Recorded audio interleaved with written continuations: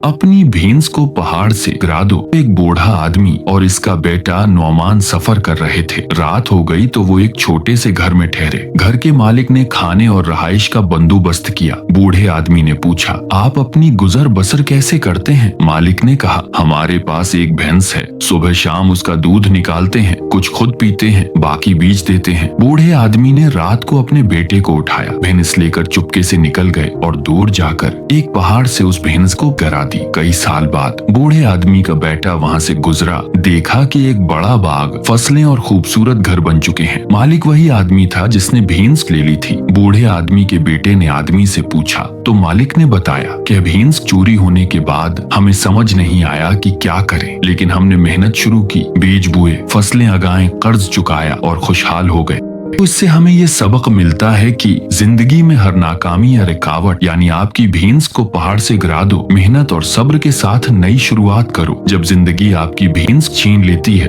या पहाड़ से गिरा देती है तो वो लम्हा शुरुआत में दुख देता है, लेकिन यही लम्हा आपको मेहनत, सब्र और हिम्मत के साथ एक नई और ज्यादा खूबसूरत जिंदगी की तरफ ले जाता है। याद रखें, जो चीज छिन जाए वो अंजाम नहीं बल्कि एक नए और बेहतर आगाज की पहली सीढ़ी होती है। अगर आपको मेरी ये वीडियो अच्छी लगी है तो लाइक, कमेंट एंड शेयर करना ना भूलें। मिलते हैं एक नई सबक आमूज वीडियो के साथ, तब तक के लिए इजाजत दीजिए। अल्लाह हाफिज।